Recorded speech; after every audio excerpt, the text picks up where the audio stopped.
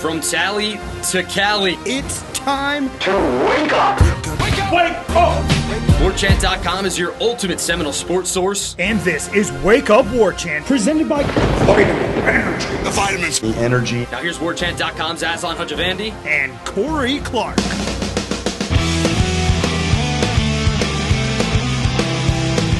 Wake up! It's Wake Up Warchant presented by Vitamin Energy. Coming up on today's show, over-under props for the UNC game, the Renegade Express mailbag, folks wondering what we would change about college football, what's this roster going to look like next year, and we're generating discussion sparked by Cummins. Wake Up Warchant presented by Vitamin Energy, vitaminenergy.com, promo code warchantbogo, warchant B-O-G-O. Buy one, get one free. Can you believe it, Corey? It's still going on. Amazing, right? It is, and folks, again, we can't stress this enough. Like any flavor you want, anything it does for you. Like it makes you stronger. It makes you more focused. It makes you smarter. It makes you more immune to sickness. I mean, what else do you want out of a shot? Usually, shots are bad for you. They make you make bad decisions. Very true. These don't. It's nothing but good decisions when you take these shots. VitaminEnergy.com, Noles helping out Noles. Clinically tested, clinically proven. Shake it and take it. VitaminEnergy.com. Again, promo code warchantbogo. Warchant.com, Ultimate Seminole Sports Source. Won't you subscribe to the YouTube channel free of charge? Subscribe to the actual website. That's where all the good stuff is. That's where all the hot boards are going to be. That's where all the rumor mills, the mini mills, that's where they will reside. Warchant.com, FSU1, 2 months, $1. Come on aboard, everybody. Corey Clark, how are you, man? I'm good, buddy. I was just thinking, like, this last month of the college football season, it's probably already started for many Florida State fans. I bet there are games you watch on a Thursday night or a Friday night and then into Saturday. Like, I wouldn't mind him on this team, or I wouldn't mind that coach. But that guy would be a good addition to this team right here, this defensive end or this wide receiver. And it's like, yeah, man, they're all up for grabs. They are literally all up for grabs. No contracts matter. I don't even know if players have NIL contracts that are more than a year. I don't know if that's gotten into that space yet or not. But, yeah, they're all up for grabs, so go get some. Yeah, should we, like, spread out responsibilities on Saturdays? Like, all right, I'll watch the Mountain West games. You'll watch the Big Ten games, like the Big Ten West, what it used to be or whatever, the Legends Conference, Legends Division, so we can start scouting out players and coaches. Because I don't know, man. I'm excited for the hot boards to drop because I can't even think of any name other than the Brendan Marion guy that we've thrown out there just because of the ties that he's had with being a pupil of Norvell. So I am curious to see who's going to be out there and players, I guess, as well too. But maybe coaches. I think players are the same. It's the same though. Like we're in an age where you could just be as excited about the potential of go nabbing a player from a smaller school as you could go nabbing their coach. So I've got my eye on Aslan real quick. Mike Green. Ooh, okay. He's a defensive lineman from Marshall. Okay. Sophomore. He is third in the country in tackles for loss. Okay. He has 11 tackles for loss in 7 games.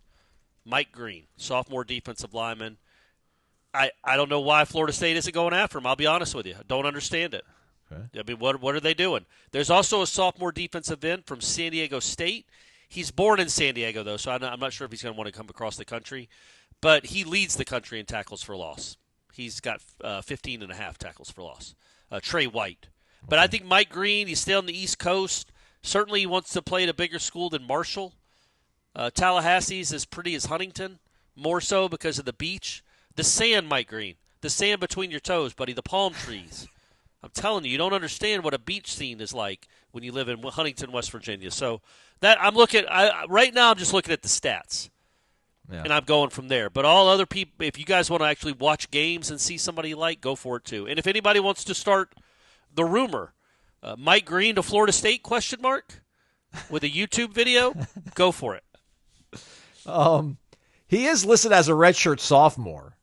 So I guess technically he could go to the pros if he's this good, but I guess maybe that's not good. Another year of seasoning surely wouldn't hurt. Yeah, you're right. You're right.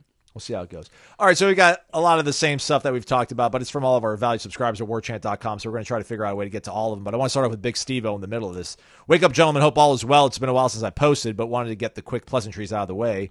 Corey, man, so happy for you and the wife. I'm glad you found such an amazing woman. Acknowledges well, niceness. yes, and I am too. Thank you very much for saying that. Alzan, he spelled my name Alzan.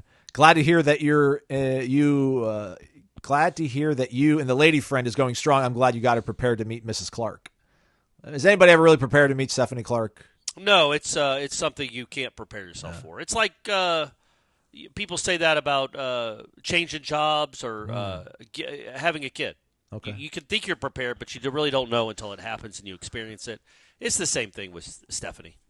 So the transfer portal and NIL, I thought college football would be horrible. But looking at this season, I have to say I was wrong, except for us, unfortunately. Looking around the landscape, you are having more competitive games, programs being resurrected for at least a year, etc. It's still not perfect, so my question to you is, if you could change something about college football, what would it be?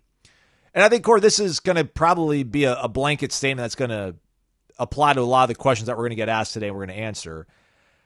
You know, part of me wanted to hold out hope that we could put that genie back in the bottle, put the toothpaste back in the tube. Let's go back to 2006 or 1995 where you're still paying guys, but it's under the table. It's not this, just absolutely obscene and out in the open like that, but that's not going to happen. So I have to lean into the completely other way, which is just some sort of true governing body, a hard salary cap, things of that nature, because we're going to get questions in here later, Corey, about should they buy out all these coaches, use that on the roster? Should they save that money, use it on the roster? Like, I don't want to have those conversations. I mean, not with you folks, but just I don't want those to be like an option, because I don't want you to have the option to all of a sudden 1 year somebody won the lottery that's a big alumnus and they can throw $35 million at you to go build a roster just for 1 year. Let's see what happens.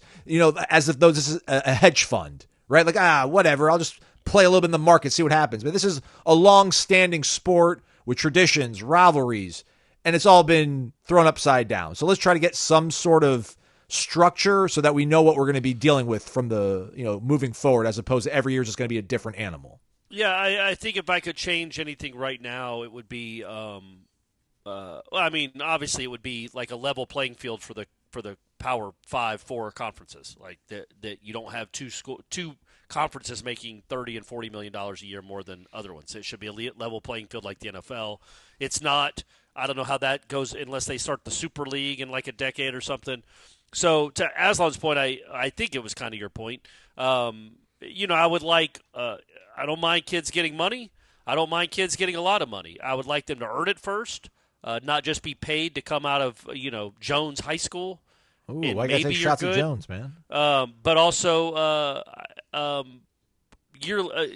contracts that go on for more than a year, contracts that cannot be broken unless there's a huge buyout. Like, look, man, they're making real money, some of these guys. I don't know what Jeremiah Smith's contract is. I assume he's getting a lot at Ohio State. I don't know why I'm bringing him up, because you probably want him to come to Florida State. But, like, unless a coach leaves, even then, it shouldn't really matter. But, if he signed for $800,000 as Ohio State, it needs to be, I don't know, man, $2.4 million for 3 years. And if you leave it, you owe us the $1.6 million back. If you leave before this contract is up, you owe us your buyout is $1.6 million. You can leave. I know, but won't another school just pay that part of the doing cost of business? We'll but at least they're doing it, and then you have that $1.6 million to spend on someone else. At least you have that. You know what I'm saying? Look, man, it's the world we live in. It's what I mean. Look, did that not just happen with Kalen DeBoer and Mike Norvell threatened it? Like, there's these 50-year-old men have 50-year-old men have buyouts. The 20-year-olds can have buyouts too.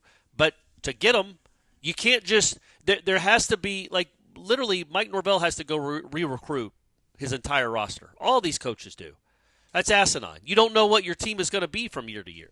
So the one thing that was always cool I thought about college football is, and he's right. It is cool that more teams have a chance now. But, like, you could build, and you knew what was coming back. You knew you had a solid core. And you knew, okay, yeah, they're going to be good for a couple of years because those guys are all young and they're growing and they're going to be good. Now you don't know, is LaWayne McCoy going to be here next year? Are the quarterbacks? Or is Landon Thomas? Like, you don't know anymore, and that's just hard for the fans. It's obviously very hard for the coaches too. So I would like some guardrails in place where the players, when they commit to you, and you're paying them, they are committed to you. That was a really good question. That should have maybe been generating discussion. But I can't do it. Can't go backwards and do it. But good to hear from you, Big Steve 022. Hope the boy's doing well. Yeah, amen. We move forward. This is a great exchange real quick, Corey. KH Noel, doesn't it make more logical sense to not buy out Norvell and use that $60 million to go all in on buying elite portal players and even some assistant coaches? Then our guy Grumpy BK replied to him and said, it doesn't work that way. There isn't just $60 million just sitting around with no use. If we raise $60 million to buy him out, it will cost the program significant financial damage. They aren't willing to do that same damage to buy some player that might not be here more than a year or two. That's exactly what I would have said, but not as eloquently. So thanks, Grumpy BK. Thanks, KH Noel. I get it. Yeah, but there's to his point, there's not like this emergency fund, to fix things. It would be, we need to go around and get money from everybody to make this happen, and they're not going to. Right, and it's like, but wouldn't the emergency fund wouldn't you be better served if you're raising money to get a really good team on the field, right, and not raising money to pay someone not to coach? Exactly. Yeah. Bradley Moss and our guy random_John with some concerns about the roster. Bradley Moss says, do you think it's possible we lose all of our high school recruits and go all in with portal guys next year? We've already lost a lot of our top high school guys, so I'm wondering if it's better just to go all in with portal dudes, hopefully proven production instead of settling for lower tier high school prospects. Random_John says, with the recruiting class vanishing, the losses mounting, the condensed schedule 4 days after Florida to hire new coaches, fire dudes, sign any recruits left, and losing however many guys on the team to the portal, how exactly are we going to field the team next year? Not just a competent team, but a team that will help Mike and the new staff keep their jobs. 70% portal, how does that affect the foundation moving forward? They're still going to get high school recruits, right, Corin? I mean, they're never just going to be like, all right, well, it's going to take 5 dudes or 8 dudes. I bet you they're still going to get close to 20 high school. I mean, I know that sounds crazy right now, but I bet they're going to they're going to flood dudes with offers just to get bodies. And I don't necessarily think that's going to take, because I assume a lot of these players are going to end up getting 3-star variety, or probably not going to cost a lot of money, if anything. So I don't think that's going to affect them going into the portal. But just, we're going to be in the same doom cycle, it feels like, to where, like, all right, go in the portal, all in. I understand you have to do that. But, man, if you do not hit on these guys, then where are you going to be? Because the guys behind them are not going to be ready to take over. So what do you think the roster makeup's going to look like? Will they be losing a bunch of guys they have on this roster currently? Will they be bringing in mostly portal guys? Will it still be an even balance? What do you kind of forecast possibly? I don't know, Aslan. I would say my concern, though, when it comes to the high school class, let's say you get 9 guys or 12, whatever, and 3 of them end up being role players. Well, the problem isn't, because it's not like the class of 2025. If it had stayed intact the way it was in August, if that class and then you added a couple more pieces, that wasn't going to propel you to great success in 2025. They're all young and they don't play here. Like, the Florida State doesn't typically play freshmen a lot of valuable snaps, so you weren't counting on them to be good in 2025. Where it really kills you is if you have a cycle where you only bring in 12 high school recruits but just by the average margin, only half of those guys can play. Well, then you're back to square one, where after next season, you're not going to have anybody on your roster that, like, yep, that's an up-and-comer, that's an up-and-comer, that's an up-and-comer. Like, you've got to get young guys in your program that can develop and grow, and then that can't happen if you're going to sign a class like this. You know what I mean? Like, it's not setting you back for 2025, because obviously 2025 needs to be a portal-heavy year. But then 2026 does too, because you're not replenishing the roster with talent that can grow and develop and wait their turn, because you're not signing anybody. Like, legitimately, Aslan, I mean, I don't know. Yeah, you could go starting November 30th, go offer a bunch of MAC-type recruits, and a couple of them might pan out, but most won't. And that's what's concerning. Not 2025, I'm convinced that they are going to have a much better season. They can't be like this again, and they're going to make better decisions. I mean, I guess I'm hoping there when it comes to the portal, and he's going to have better coaches, or at least coaches that are coaching better in 2025. But I'm really worried that this recruiting class doesn't concern me about next year. It concerns me about 2026 and beyond. Does that make sense? Yo, absolutely. I mean, that's the thing. The doom cycle of all this, like, this great portal class is probably just going to be a Band-Aid to make next year Well, palatable. Then you're going to just have to Band-Aid it again the next year. I know. But it just the margin for error. Yes, correct. The margin for error is enormous, as we've seen. you can go from 19 straight wins to god awful in record time, because that's the I don't know, just the way the portal rolls, man. You make some mistakes, and I do think they need to change their portal strategy. They got away from what kind of made them great, which was taking productive kids from smaller schools, and instead went and got backups at bigger schools. Go back to the productive kids from smaller schools. As the portal turns.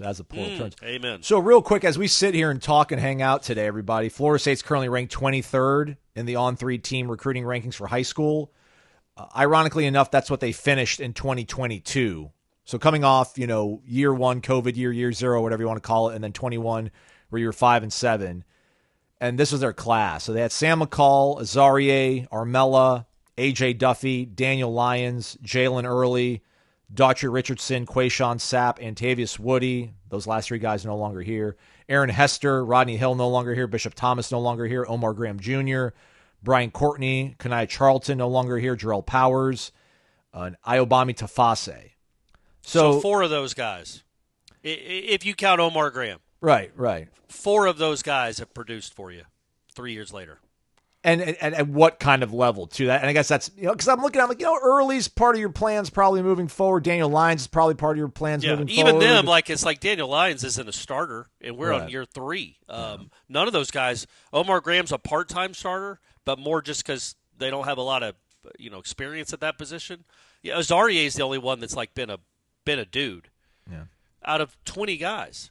So that hit rate, and look, man, I don't know that that's definitely abnormal. But what can you read? What were they in 2023? I think that's a better, because I think that maybe that was the year that it got away from them. I don't know. They were 22nd that year. That's coming. So they were, and again, here's some guys: Hakeem Lucas, rankings. Lucas Simmons, Blake Nicholson, Hussey, Sampson, Keith Sampson Jr., Lamont Green, Jaden Jones, Vandravius, Edwin Joseph, Sam Singleton, Goldie, Brock, KJ Kirkland, Andre Otto, Quindarius, Jabril Rawls, DeMarco Ward, and then Dylan Brown Turner.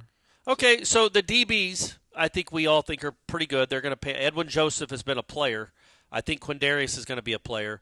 KJ Kirkland's been playing a lot. Seems like they like him. So they got some starters there. They got some guys that have produced. Not a ton offensively though.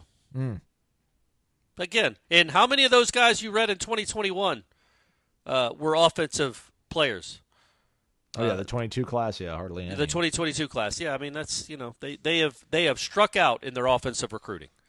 We'll see what these receivers end up being from this class, the 2024 class. But they missed in the portal. They also have not done a great job of loading this rod. They did not take advantage of the ascension they had. I don't know what they were ranked in 2024, but that was the time you were 2023 is when you were hoping, okay, that's when you bring in some 5-star dudes. And y'all all heard that list. There are some guys that I think are solid players, maybe end up being really good players, but no 5-star superstars. How about a theory from our guy Mark M. Adams, CZ? Wake up, I'm going to offer a simple explanation for the 24 debacle. It's simple, but it's not short. Confidence. Sports is all about confidence. It feels like Mike and the staff took the same roster from that bowl game debacle and hoped that they would grow into a confident football team, then added a bunch of nothing in the portal. No competitive snaps took place between the Orange Bowl and Dublin. They only practiced against each other. We've seen lack of confidence and self-belief play out on game days for 8 straight weeks. This team doesn't even know how to win, and now we're seeing bizarre in-game decisions from the guy in charge. My personal example is competitive golf. I had some game, but I didn't hit very far. Had to grind things out to get into the mid-70s. When nothing was working and I had to go up against a Matt Kuchar or a Bubba Watson, strong name drops, on occasion, those guys would bomb it and shoot 69 and make it look easy. That was not so much fun. I couldn't wait for the round to be over. That's my take on this football team. Am I wrong? Well, we've talked about it before, about, at least I have, that we talked about it on headlines. Like, in hindsight, it was dumb to play that game, in my opinion. I don't know what the ramifications are to decline a bowl invite, but I think you're allowed to do it. I think the fact that half your team wasn't going to play, and also you had a moral high ground to stand on to say, no, we're not going to take part in this stupid system where we're undefeated, and y'all had to get a one-loss SEC team in there, so we don't choose to play this year. Sorry, we're not going to do it just so you can get some TV ratings. Now, you also could have done it because you knew what was coming, and nobody needed that. But, yeah, man, I think that you think you're at Florida State. I've said this. I'll be quick about it. You think you're at Florida State. You think you're a badass. You think, okay, just wait till they see how good I am. I don't get to play a lot right now because we got a lot of experienced older guys in front of me. But I'm at Florida State. We're a great team. Wait till you see me on the field. I'm better than Tatum Bethune, or I'm better than Deloach, or I'm better than this guy or that guy. And then you go out in your first real experience, you lose by 60. And that can absolutely be a slap in the face. Sometimes slaps in the face are, well, I was going to say, literal slaps in the face are never good. A figurative slap in the face sometimes can be good, but some like wake you up, like you gotta be better than this. And sometimes they can fill you with a lot of self-doubt. And I do think that some of the guys that were on the field that day were like, man, that was good. What we just played was incredible. What are we? And I think there are some lasting effects from that game that can stick with you. And I think there are lasting effects from the snub itself that have stayed and permeated this program. And I don't think Norvell did a very good job at all of navigating that month in hindsight. It was an impossible task, though. What a crazy month that was. But in hindsight, clearly, he did not do a very good job during that month and then coming out of that month. It's always a good day, week, month at the Corner Pocket Bar and Grill, but especially on Fridays when Florida State's playing a home game, because there's a live happy hour going down with a meet and greet component to it over at the Corner Pocket Bar and Grill. Jeff Cameron, Corey Clark, the Warchant gang hanging out at the CP, 2475 Appalachia Parkway. Come on out, say hello, say what's up, and fellowship with fellow Noles that'll be hanging out over at the CP. Get some wings, get some cold beverages, maybe throw some darts, shoot some pool, pick out some music on the jukebox, make it your sandbox, make it your playground. The Corner Pocket Bar and Grill, open to all, but, be a Florida State fan and come with a good attitude. That's what we like, right, Corey? Absolutely. And understand they might go if you can't get a ticket for the game on Saturday, go watch it at Corner Pocket. It'll be fun. And one of the TVs might have Georgia, Florida on too. So you can do both instead of having to just watch Florida State, North Carolina. But, yeah, great food, great service. They have the game day menu on Saturdays, so it's a little more limited than normal. So, unfortunately, you can't get the Corey wrap on Saturdays, but you can get just about everything else, burgers, wings, everything you really need.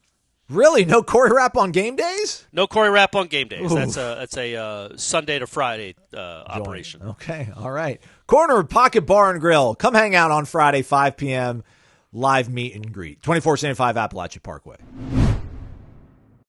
We're back. It's Wake Up Warchants presented by Vitamin Energy, vitaminenergy.com, promo code WARCHANTBOGO, WARCHANT B-O-G-O. Do that. Buy one, get one free. Put them in everyone's stockings. It's almost, we've passed Halloween. It's basically Christmas now, everybody, so get prepared. I think Naked_Noles won generating discussion before. I don't even know if this would be generating discussion, Corey, a winner, sparked by Cummins. But it's just a great one. I love it. Wake up, he says, or she says maybe. On Sunday, December 8th, the selection committee decides not to include Miami in the playoff after a loss to Duke and a defeat by Clemson in the ACC championship. The next day, Monday, December 9th, you wake up in the body of Mario Cristobal. Your goal, ensure the Miami Hurricanes go 0-12 in 2025. You need to tank the team without drawing too much attention, or you'll get fired, and you won't get your buyout. Do you think you could turn a top 10 team into one of the worst in the nation? What actions would you take to lose while still looking like you're trying to win? Yeah, that's a good question because you can't be too obvious about it. You don't go get a quarterback. Correct. You believe in the guys on your roster. Reese Poffenbarger, yeah. Yeah, that's Emory number Williams. one. After that, maybe you just say we're going the Dabo approach. I believe in the guy. We're doing Dabo. I like what he's done. He just won the ACC. Your whole thing has been recruiting really well, recruiting high school players. You got to go get the backup from Missouri. Get one of the receivers at whatever team finishes in the top 10 in total offense in the country, but never got on the field. Well, yeah, but then he might not play for you. I'm saying you just don't add anything to your roster. I know, but then that's obvious. You got to show some effort. Oh, you're here, right. You know? I got you. You got to show effort. that you're trying. Yeah. You're right. Oh, this kid was a 4-star, top 100 prospect. He only caught 5 passes last year, but we think scenery change. We can get the best out of this kid. And or get a kid that has nobody knows it yet, but there's a warrant out for his arrest, and you go get a couple of those, and then I think maybe you fire Dawson. You have a personality clash or something. You fire your offensive coordinator, and then hire. Go Baltimore Ravens like Brian Billick got rid of Dilfer. It's like we're gonna upgrade. We're gonna get Elvis Gerbach. Yeah, like we're gonna get rid of Shannon Dawson. We're gonna upgrade, and then you go get another guy that's not good. Not that I think Shannon Dawson's great. You go get Walt Bell. Where is Walt Bell? Dude, I think he's at a directional Midwestern school, but I can probably find that out. Yeah, really so quick. You go get Walt Bell, and you say I like what he did at Florida State. He always gave us problems, and then that one year where we They almost beat them that year. That's the year they were up 27-7. That was the Walt Bell year. Not because the offense did anything, but yeah. You know who my boy Walt Bell is right now? Tell me. Western Michigan, OC quarterbacks coach. Yeah, he's a slow slide down. From Florida State to UMass. I think he was somewhere in between. IU, he was in Indiana. Yeah, that's right. And then he leaves, and all of a sudden, so that would be Walt Bell's a good choice. And then some guys from bigger schools that aren't any good, and you bring them in. That would be Aslan's right. Bring in about 10 transfers, maybe 15, but that never really did much at big schools. Like go get Georgia and Ohio State's like worst players, and bring them in. Do you look and see who's out there that's a fifth-year quarterback that's never really had a great season? No, man, you're riding. Reese Poffenbarger? Yeah, I think people. Yeah, you ride with what's in your roster now. Okay. Let's keep the packaging, the bundling. I'm like Flo over here, Corey, with the questions. We're going to go with our guy, Noel Dad for life. He's got two quick ones, he says. Top of the morning, gents. First off, thanks for keeping this going. If only the football team was half as consistent as you all, we'd be undefeated. Amen. Very nice. Very nice. Amen. He's got two quick questions. The first one off the rip, Corey. Who wins, 2020 FSU or 24 FSU? 24. Better defense. Yeah. Much better defense. All Close, right. though, because the other 20 had Jordan Travis, so he was going to make some plays against you. That's true. Like that one. I like this one, too. We're going to bundle this with our guy, Jay Glaze. So let's go ahead and let's fire up the generator, Corey, if you don't mind. Give him a little arm talent. Go. It's generating discussion. It's sparked by Cummins. Cummins Lifestyle. It's all one word.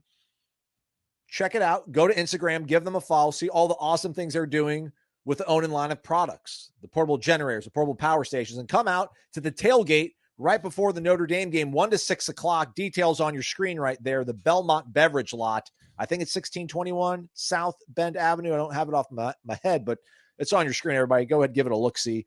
1 to 6 o'clock, food, drinks. I don't know if alcoholic variety. I'll have to double check on that, but come on out if you're in Notre Dame, South Bend for the game. Myself, Irish O'Fell will be hanging out maybe for a little bit. We're obviously going to be on business, so we're going to try to stop by for sure, though, and say hi to the folks that are going to be around there. So Corey, our guy, Noel Dad for life, good dude, wants to know about the three things that we would be looking for in an offensive coordinator hire if it comes down to a vacancy being formed. And our guy, Jay Glaze, this might kind of dovetail a little bit, says up-and-coming coaches have worked out in the past for us. Do we think going with young, promising coaches is better, or should we go for more established assistant coaches that have cachet but might be more expensive? And real quick, sorry, Corey, shout out to our guy, Gator Kirk. I accidentally made him a winner twice. Oh. So he let me know about that. So we're going to go ahead and we're going to throw both Noel Dad for life and Jay Glaze in the monthly drawing and the end-of-year drawing for the grand prize. So, three things you're looking for in an OC, and is youth, resume, production, past proven, does that factor into one of the three things you're looking for possibly? Well, youth doesn't. I don't care how young they are. I mean, I guess you don't want a 79-year-old or something, but I don't need that. I don't know that you need a young guy. You need somebody that's proven it, though. Like a young guy wouldn't have the extensive track record as a guy in his mid 40s or low, younger 50s. But at the same time, if you're that age, it's like, there's been some stops along the way where clearly you weren't great. because you're not a head coach right now. You're in your late 40s or early 50s in this sport, or maybe you were a head coach and it didn't go well. So there's drawbacks to young and old, honestly. I want, not to make it too simplistic, I would like somebody that has a recent history of gaining a lot of yards and scoring a lot of points. Those are two of the three. The other one, developing quarterbacks or working well with quarterbacks might be my other one. That I don't know what else you would look for in an OC than production and, the ability to develop quarterbacks. I'd want a coordinator that's going to bring his own quarterback or at least 2/5 of a starting offensive line. So that's one. All right. I think at least somebody who maybe his own O-line coach too. Somebody that he knows works well within his offense. Yeah, that wouldn't hurt.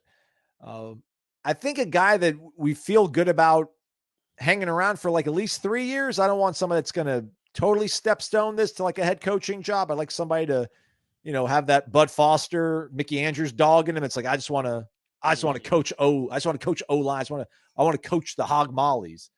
I can't think of a third thing I want in this guy. But I guess it goes to the point of the other question from our guy, Jay Glaze, where, Court, I think unless you give me, and I'm trying to look at Oklahoma. Oklahoma's obviously had a horrible offense this year. But I know like Bill Bedenbaugh is thought of as like one of the best offensive line coaches in the country. So like if you gave me somebody that proven, although I don't know, maybe our Oklahoma fans watching this would be like, hey, go ahead. We'll help you. We'll help pack his truck for you. Like a guy like Matt Luke for Clemson, that was a really good get. He was a head football coach at Ole Miss. He was part of the first national championship Kirby won at Georgia as their O-line coach. If you can get me somebody like that established, it'll be hard for me to say no to that. But I do like the idea of like that Jeremy Pruitt home run hire where you get like a young guy. Because in this certain case, I kind of want the devil I don't know more than the devil I do know. It'd be cool to have some sort of like fresh face that, gives you all sorts of crazy hope, because I know hope's a dangerous thing, but man, I've been lacking a lot of it lately. I'd like that sort of trip, if you will, that ride. Yeah. Again, the more important question about, other than what are we looking for in the next OC, is what kind of control will he have? What kind of control is Mike Norvell willing to give up for his offense, for his football team? Because he is an offensive guy. The reason he's the head coach of Florida State is because of all the success he's had as an offensive play caller and an offensive game planner. And will he be willing to hire someone that is actually going to be in charge of the offense? Because if he's not, then good luck with getting a great candidate. Because who would do it? Why would you come here and be seen as the guy that's not really the OC? Because the Norvell is still calling the plays. Like nobody worth nobody worth having hope in is going to come here just to be a title only offensive coordinator. They'll stay where they are, or they'll wait till another school really wants them, bring them in and say, this is your offense. So that to me is the best question: is Norvell even willing to do this? If he's willing to give up an offense, give up control of the offense to someone else, then yeah, obviously there's a lot of good candidates that are going to be out there. Devil you know, devil you don't know. There are going to be good candidates out there. The real question is if he's willing to do it or not, which I hope after this season, I don't understand how he could not be. I just don't understand how that's not just on the table, but almost a certainty. But we'll see. I mean, he's a proud dude. He's got an ego. He's been successful before, so he might just look at it as a blip. I think he is, yeah. I mean, I'm with you. I'm not necessarily totally down on him calling plays, but I like the idea of like a all new fresh offense. I'm just not bracing for it, so I'll be pleasantly surprised if that does happen. But I think like the pie in the sky as we wrap this thing up here, I think pie in the sky for me would be, so right now Arkansas is 5-3. They've got Ole Miss this weekend, Texas after that, Louisiana Tech, and then at Missouri to end the season. Probably going to be 6-6. They're 5-3 right now. That feels like they'll probably go 1-3 down this stretch. Sam Pittman probably has a nice, comfortable buyout if he gets let go at Arkansas. I think that's a guy that could coach your offensive line. And you could give him the title of OC. Like you could plug and play him for Atkins. Maybe you'll get another quarterback coach. and I think your offense would probably be significantly better. So we'll see. So they just need to go get like the why not Bielema? Like they need to just all they got to do is go get like the best offensive line coach in America, and everything will take care of itself. I said pie in the sky. Well, Bielema's doing okay at Illinois. I don't think he's on a hot seat. I think Pittman. No, that's what I know. I was but he's considered a very good offensive line coach too. But Sam Pittman is like one of the best in the country. He's so good that he went from O-line coach to head coach. Yeah, yes, that is pie in the sky. I guess it could happen, but that is let's get more realistic, Aslan. Okay. Let's get more real. You know what? Our listeners and viewers deserve a little more realism out of you. Okay, I'll try to use this week. I'll use the bye week for sure. Maybe I'll use the trip up to South Bend. I'll use that to scout out who's out there, up and comers. Yeah, viable candidates, if you will, to take this thing over. So we appreciate those questions. Go check out Cummins, everybody, over on their Instagram page. Cummins Lifestyle, all one word. Come out to the tailgate next Saturday before the Notre Dame game, 1 to 6 o'clock over at the Belmont Beverage Lot. Details on the screen, and we'll be on Warchant throughout. We go to a person by the name of Shot. Strong name. Yeah. I feel like I'm surprised someone hasn't named their son that, just like Shot Morgan. Strong. I think we should have a Braden Fisk award for the players, Shot says. Fisk exploded in the second half of the season last year. Good in the first half, but next level in the second. We need a dozen players to win this award. Yeah, I'm for that. I like that. Yeah. We're in the final third of the season now, though. That's true. Not just the second half, but we've come down. We're almost to the home stretch. I guess this would technically would it be the home stretch now, the final third? Yeah. But yeah. What Fisk did last year in November was incredible. And then did you see that stat, Aslan, that Jared Verse leads all rookies in QB pressures this year with like 31, and Braden Fisk is second with 23, and then the next closest is like Chop Robinson with 11. Yeah, man. I know they play a bunch. They probably play more than the other rookie defensive linemen, maybe. But both of those guys have been, I think, judging from that, hits on quarterbacks and pressuring quarterbacks. They've been really good. I bet those kind of guys just grow on trees, and they're probably really easy to find and have them come to your school now. So it's going to be a piece of cake. They should have paid them to come back. Yeah. Both of them. What would it have mattered? Were they play offense? Fisk could have been a tight end or something. No, this goes back to my concern about like the improbability of, again, getting back to what 23 was, because, I just don't know. You got to find a guy that's as awesome as a human being as Verse and Fisk are, that like believe in your vision and that are also awesome, like completely awesome, dominant football players. I think that's why, the portal probably is going to still suit Florida State, but I think Norvell's messaging, his tone, the way he is, I think probably just plays better to a 22-year-old kid who's about their business as opposed to like a 17-year-old kid who still wants to go on visits and photo shoots and all that kind of stuff. So. Yeah, it's more of a grown man approach. Honestly, yeah, you're right. That's probably a good point, that it resonates more with the guy that's been in college a few years and has been lied to. Like all these, the way recruiting has always worked, there's always lies, and there's always, if we see you doing this and this and this, and then you get to campus and it's like, well, this wasn't what was told to me. Maybe not promised, but hinted at. And when you're 21 years old and you've been around it and you've been in the game, it's a pretty appealing to know that this head coach is the same way all the time. He does tell you exactly what he means. He doesn't sugarcoat anything. He tells you it's going to be hard. It is hard. That's probably when you grow up. That's kind of the approach you want. When you're 18 and 17, you don't know what approach you want. It's just that guy's being mean to me. Why is he always so mean? When you're 21, you kind of appreciate it a little more, maybe. I don't know. No. Jamaica Knoll, Aslan, it's Justin in San Diego. That's our dude. I met him in Dublin at the meet and greet. Yeah. What was the name of the place the meet and greet was at again? Who could remember? Oh, man. It was like so long ago, but it wasn't that long ago. I can't believe I can't remember it. Anyways, he tells me that if Corey doesn't remember who I am, tell him that I'm the guy that photoshopped the cornrows on him.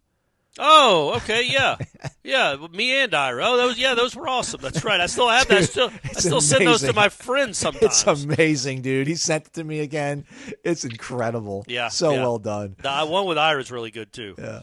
It's the cornrows from Norvell. Right. When Norvell had cornrows for his picture in college. Yeah. Jamaican Noles says, Corey, when we score 30 this weekend, I will be eagerly waiting for you to be wearing those Rec Spec goggles in the post-game wrap. Go Noles. Yeah, I need to buy those, right? I absolutely will. There's no way they're scoring 30. But if they do, I'll wear I got to go. Do they make Kareem Abdul-Jabbar goggles anymore? Yeah, the kid from Indiana State. Maybe they call him Cream. Oh, yeah, that's Abdul-Jabbar. right. Yeah. But Rob I mean, Scott, if I Rob go to Scott, Rob Scott's got a hookup problem. I bet Rob Scott can get us in touch with the right people. So if I go to Academy or Dick's, they're going to have goggles? Well, at least like racquetball goggles. They're not going to be prescription. Yeah, you're right. Yeah. Oh, Ira has racquetball goggles. Yeah, I'll just give Ira's racquetball. No, you don't want to be wearing another man's racquetball goggles. Sure you do. I'm close to Ira. I don't care. Tony G from DB's from Daytona Beach. Wake up. Why does Mike run such a slow offense? Would it not be better for a underperforming offensive line and young quarterbacks to keep the same defense on the field and go fast? Seems not letting the quarterbacks think too much and just play would be better.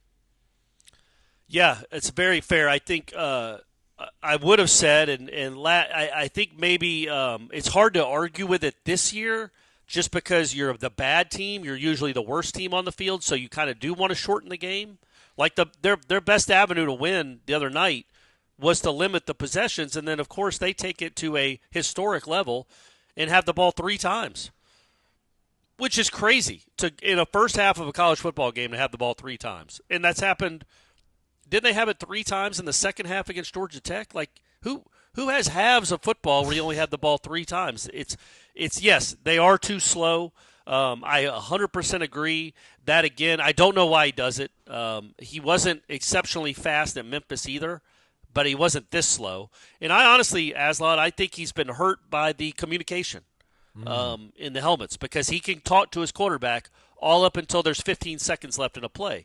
And I think, personally, I have no idea of knowing, and certainly the quarterbacks wouldn't admit to this, I think he's going to want to try to over-explain or look at the defense so long that it's kind of paralysis by analysis maybe, where you're talking so much to the quarterback about look for this, or let me see what defense they're in. Okay, now let me think of you know what I mean? It's like, yeah, right. There's no just go out there and play. Which it certainly hasn't worked for them. So I hope if he doesn't make a change and just change the offense completely, that he at least, as you're right, speeds it up more. I don't foresee it happening this year because this year is this year. I don't know how he's going to change much in Game 9. But moving forward, yes, hopefully when he gets more talent, I would like to see him speed it up a little bit more. Yeah, when your offensive line's outmatched, like that's why so many high schools run hurry-up offenses because your offensive line just doesn't need to doesn't need to be as clean as well either because everybody's kind of discombobulated to a certain degree. I mean, but I guess Mike respects the game. He wants to win with honor. But let's just win some games. But yeah, it's too late at this point, right? Like in this season to change that. It's too late to start putting guys in the press box during games. But as he says, everything's up for evaluation, and I think we'll be able to ask more probing questions and probably get him in a better mind space to talk about this stuff once the season is over. Yeah. Like right now to ask him, why don't you consider going up tempo, which is a valid question, but he doesn't want to answer that when he's getting ready for a game in 72 hours. But when we talk to him, whether it's after the early signing period where he'll have that kind of press conference in the museum that doesn't have any artifacts. Like in that sort of scenario, we might be able to ask him about, hey, what are you looking to change? Like, is this on the table? Is that on the table? So we'll try to keep it somewhere on the dome here.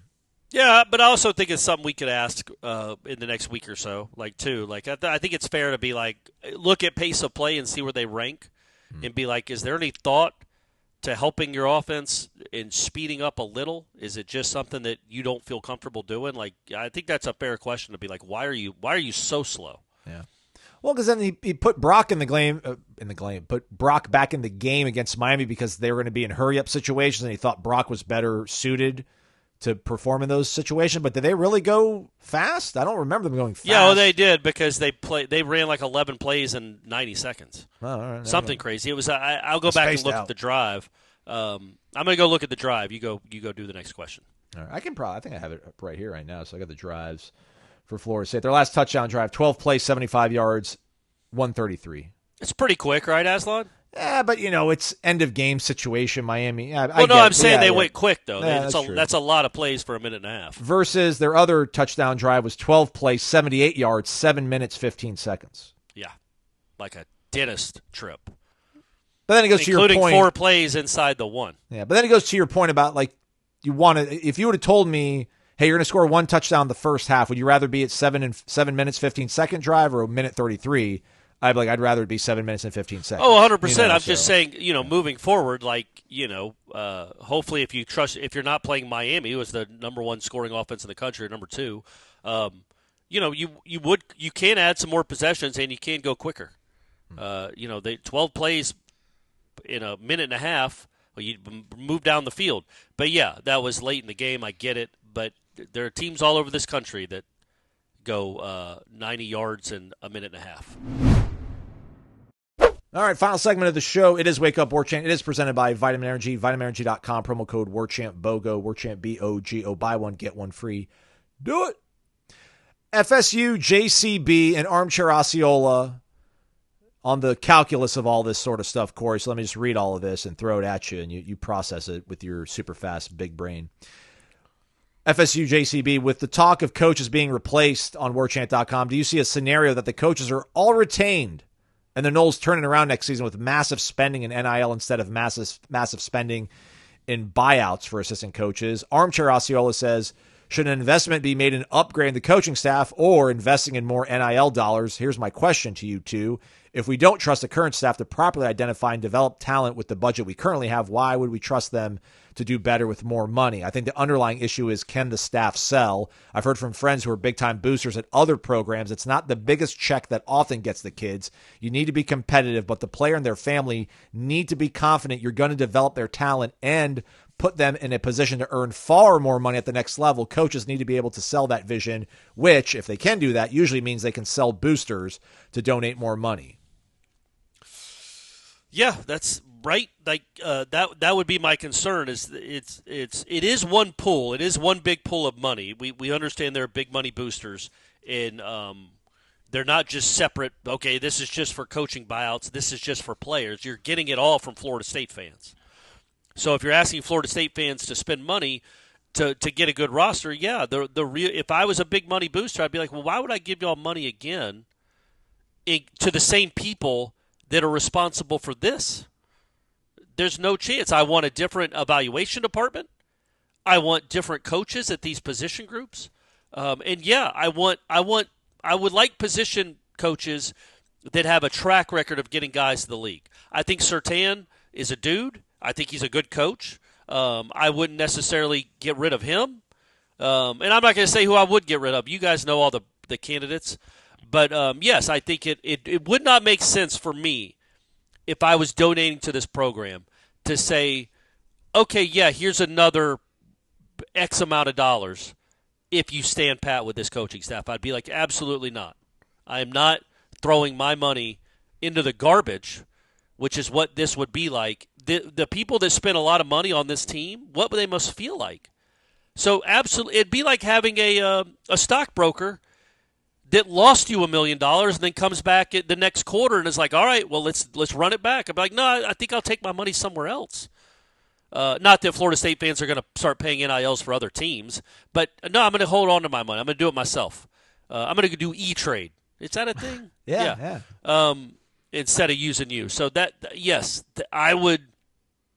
I had made the joke. It wasn't a joke. It was something I felt at the time about, like, okay, would you be better off paying Randy Shannon $1.4 million over the next 2 years to not coach your team, or would you rather go get a couple of good linebackers for that amount of money? Then all of a sudden he's going to look like a better coach. And I've come around on that. I've kind of done a 180 on that. We're like, man, you've got to start getting some high school players in here that grow up and can play, and you've got to have. I just think you've got to have better coaching at some of these position groups. Obviously, the talent is the most important, but harnessing that talent, making them competitive, is their jobs. And I don't think you have some guys that obviously aren't doing a very good job right now. First and foremost, the guy running the offense, which again I don't say Alex Atkins. I'm talking about Mike Norvell. Now he's going to be here next year, but I would make sure that I would want some real answers as to what's going to be done in the evaluation department to make sure this doesn't happen again before I give you this amount of money to either retain the kids that are on the roster, bring in high school kids, and go to the portal. Who's making these decisions? Why can I trust them to get this right? Well said. There's not a scenario. I mean, the scenario they can't stand pat. No chance. Yeah, absolutely not. Because the point is, Aslan, why would? So I was just looking. My man, I got another one. Mike Green from Marshall, guys. Is he coming to Florida State? I don't know.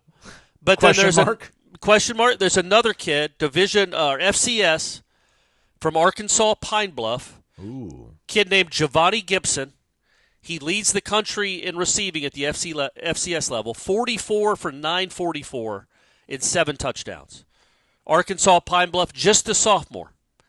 I think he's from Louisiana. I already looked him up, did a little bit of a deep dive on him. But, why would he say you offer him more than anybody's offered him by $50,000? Would he spend what might be his last year, what he thinks is his money year before he becomes an NFL player, going and playing in this offense as it's currently constructed? Would he not go look at the stats and be like, yeah, man, your leading receiver had, let's see here, 280 total yards and 1 touchdown? Yeah, no thanks.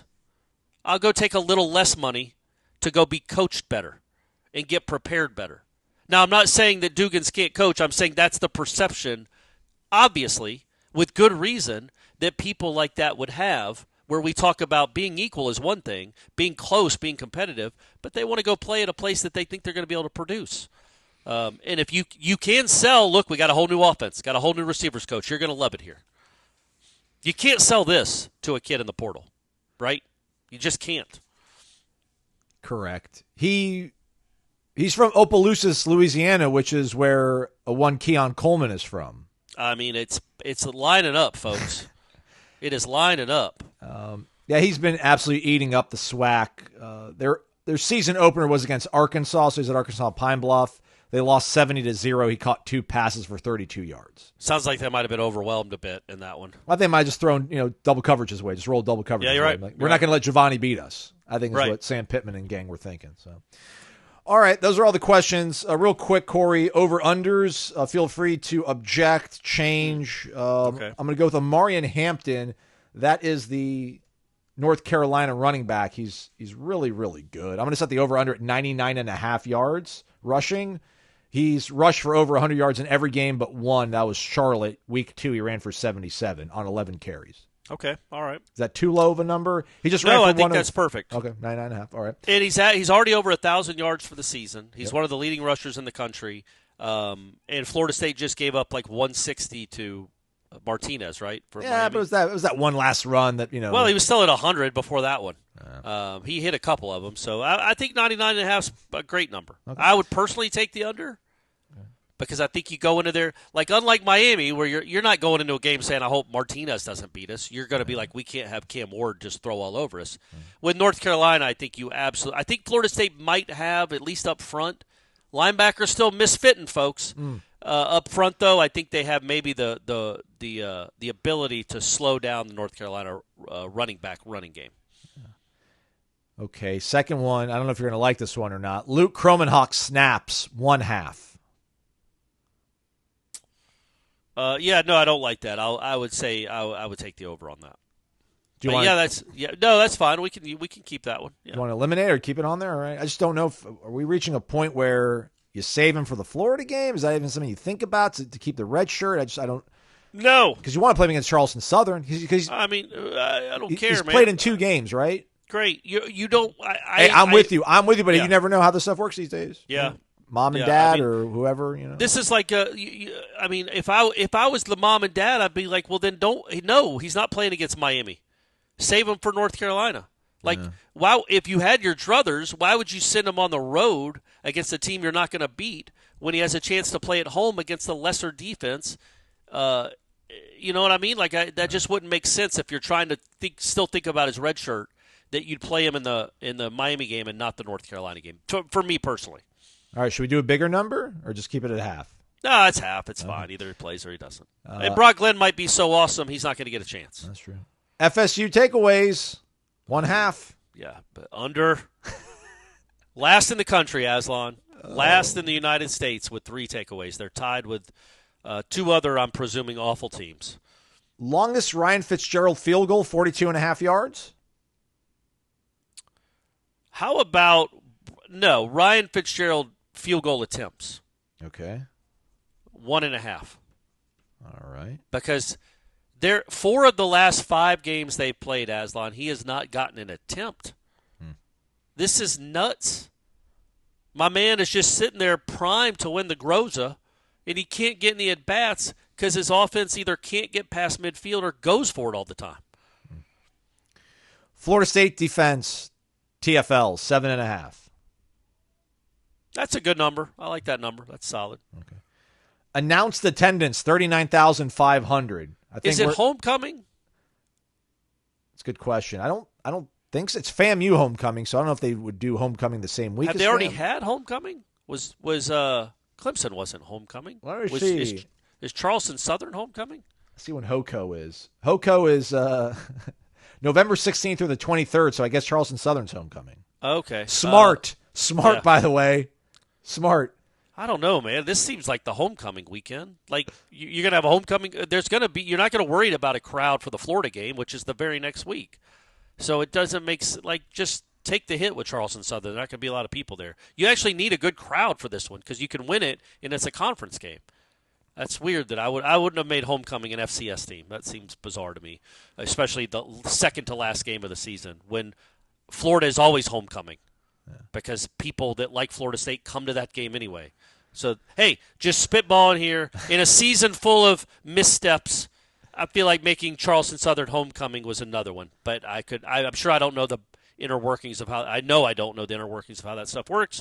So the announced attendance, no, it'll be above that. I would say you should set bigger that number. like in the – yeah, you should set that as a bigger number. Announced attendance. So 55,107 is what every game has been listed as. That's capacity for this stadium. I would say like somewhere in the 42, I think is probably a good number. 42.5. All right. Yeah, there you go. Okay. And then the tiebreaker, Corey, should we do Florida State total yardage or how would we do final score? Because that's usually the tiebreaker for everything. It's like predict the final score. Just total number of points between the two teams, Is that what we like do? they do in Vegas, I guess. You Is can do that the it? over-under like that. I think right now it's like 51.5 or 50.5. All right. Total points scored. All right, there we go. It'll be up on the warchant.com tribal council as well as the Wake Up Warchant Twitter account. Probably retweeted at some point by the Warchant account as well. So there you have it, everybody. Don't forget, meet and greet, 5 p.m. today. 5 p.m. today, Corner Pocket Bar and Grill, Corey Clark, Jeff Cameron, getting you ready for the game. And then 9 a.m. pregame show, Jeff Cameron, Tom Lang live on Warchant TV. That's our YouTube channel. Then another meet and greet before the game Saturday at Hotel Indigo, which is in the shadow of Doak Campbell Stadium over at College Town. Check that out. Post-game show with Tom Lang and Jeff Cameron. Gene not going to be on this one. Tom Lang, Jeff Cameron post-game show 10 to 15 minutes after the game. Warchant Wrap presented by Vitamin Energy with Corey Clark and Irish O'Fell dropping after the game as well. We'll have the press conference, player interviews, column from Corey celebrating a win, we hope. Yeah. And then maybe we'll do some sort of video where Corey and I are going through the aisles of Dick's Sporting Goods or Academy Sports looking for some goggles. Looking for some goggles, yeah. We'll have that for Let's you. do folks. that. He's Corey Mazal. Thanks for listening to Wake Up Warchant, presented by Vitamin Energy, vitaminenergy.com, promo code WarchantBOGO.